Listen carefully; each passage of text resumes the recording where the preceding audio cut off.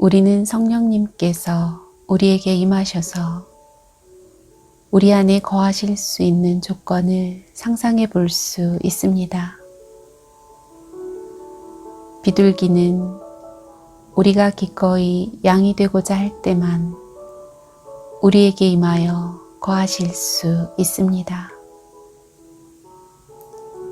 자아가 깨어지지 않았다면 우리 위에 임하시는 것은 불가능합니다.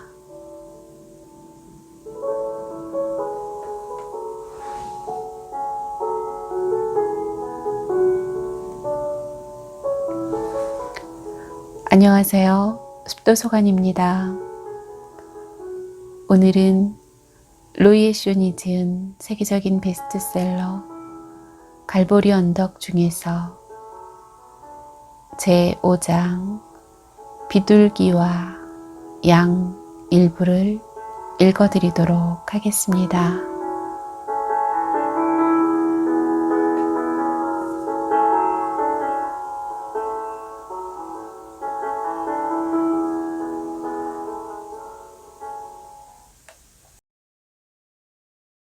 제목 하나님의 겸손. 양 위에 내려와 앉아 쉬는 비둘기. 무언가를 넌지시 말해주는 그림입니다. 양과 비둘기는 정말로 하나님의 피조물 중에 가장 부드러운 것들입니다. 양은 온순함과 순종을 상징하고 비둘기는 평화를 상징합니다. 이것들은 정말로 하나님의 마음이 겸손하심을 보여주는 것들임에 틀림없습니다.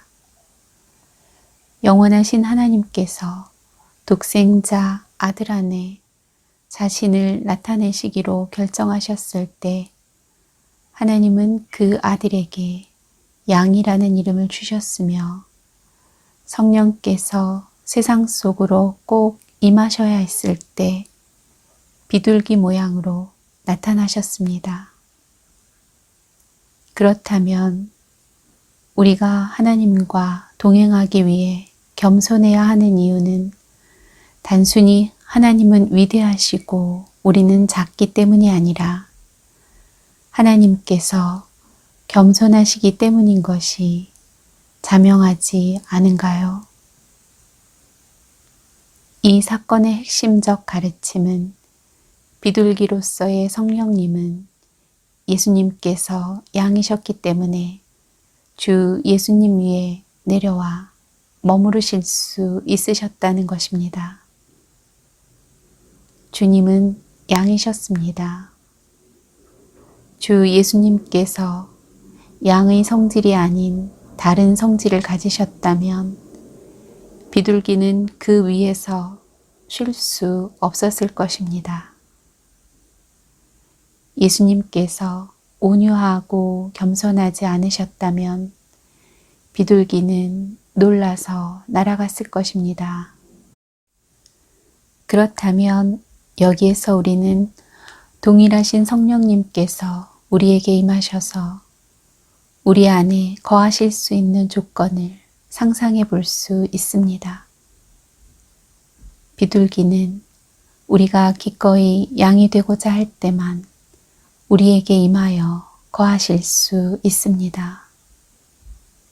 자아가 깨어지지 않았다면 우리 위에 임하시는 것은 불가능합니다.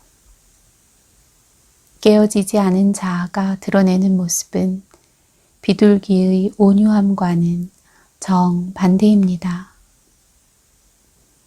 갈라디아서 5장에 나오는 성령의 9가지 열매, 사랑, 희락, 화평, 오래 참음, 자비, 양선, 충성, 온유, 절제를 다시 읽어보기 바랍니다.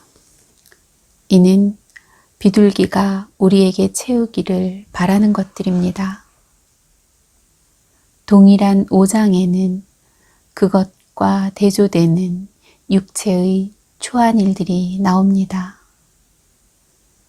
육체의 일은 분명하니 곧 음행과 더러운 것과 호색과 우상 숭배와 구술과 원수 맺는 것과 분쟁과 시기와 분냄과 당짓는 것과 분열함과 이단과 투기와 술 취함과 방탕함과 또 그와 같은 것들이라. 전에 너희에게 경계한 것 같이 경계하노니 이런 일을 하는 자들은 하나님의 나라를 유업으로 받지 못할 것이요. 갈라디아서 5장 19절에서 21절. 그것은 온유한 비둘기와 울부짖는 늑대의 대조입니다. 제목, 양의 성질. 그렇다면 성령님께서 우리에게 죄를 깨닫게 하시는 부분에 대해 우리가 기꺼이 양이 되려고 할 때만 성령님께서 우리에게 임하셔서 거하실 것이라는 사실은 얼마나 명백한 것인지요. 우리를 위해 갈보리로 가고 계시는 양을 보는 것과 우리가 주님을 위해 양의 지위가 되는 것을 꺼려했던 수많은 지점이 우리에게 보여지는 것만큼이나 엄중하고 참담한 것은 없을 것입니다. 잠시 동안 양으로서의 주님을 보십시오. 주님은 순전한 양이셨습니다. 양은 하나님의 피조물 중에 가장 순진한 것입니다. 자신을 위한 계략이나 계획도 없이 무력하고 순진하게 삽니다. 예수님은 우리를 위해 자신을 비우셨고 순전한 양이 되셨습니다. 주님은 자신의 힘이나 자신의 지혜를 갖지 않으셨고 어려움에서 자신을 구할 계략을 갖지 않으셨으며 단순히 항상 아버지를 의지하셨습니다. 아들이 아버지의 하시는 일을 보지 않고는 아무것도 스스로 할 수 없나니. 요한복음 5장 19절. 그러나 우리는 얼마나 복잡한지요. 우리가 가진 계략들이란 우리 자신을 도우려는 것이며 우리를 어려움 가운데서 건지려는 것들입니다. 우리가 가지는 우리 자신의 노력들은 스스로 그리스도인의 삶을 살아내고 하나님의 일을 하려는 것들입니다. 마치 우리가 뭐나 된 것처럼 무엇이나 할 수 있는 것처럼 말입니다. 우리가 기꺼이 순전한 양들이 되려 하지 않기 때문에 비둘기는 날개짓을 하며 날아가야 했습니다. 제목, 기꺼이 털 깎임. 주님은 털 깎인 양이셨습니다. 기꺼이 주님의 권리들과 명성을 깎이셨습니다. 마치 양이 양모를 제공하기 위해 털을 깎인 것처럼 주님은 모든 인간의 자유를 위해 그렇게 하셨습니다. 주님은 절대 저항하지 않으셨습니다. 양은 절대 저항하지 않습니다. 주님께서 우리를 위해 모욕받으시되 되받아 모욕하지 않으셨습니다. 주님은 고통을 받으시되 위협하지 않으셨습니다. 주님은 결코 너는 나를 이렇게 취급할 수 없다. 내가 하나님의 아들인 것을 알지 못하느냐? 라고 말씀하지 않으셨습니다. 그러나 우리는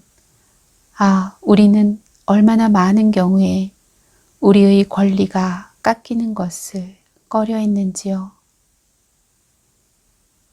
우리는 주님을 위해 우리 자신의 것을 잃으려고 하지 않습니다. 우리는 또한 우리 지위에 합당한 대우를 받아야 한다고 주장했습니다.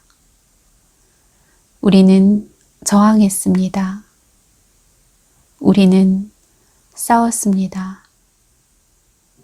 우리가 기꺼이 털 깎이는 양이 되려 하지 않았기 때문에 비둘기는 우리에게서 날개짓하며 날아가야만 했습니다.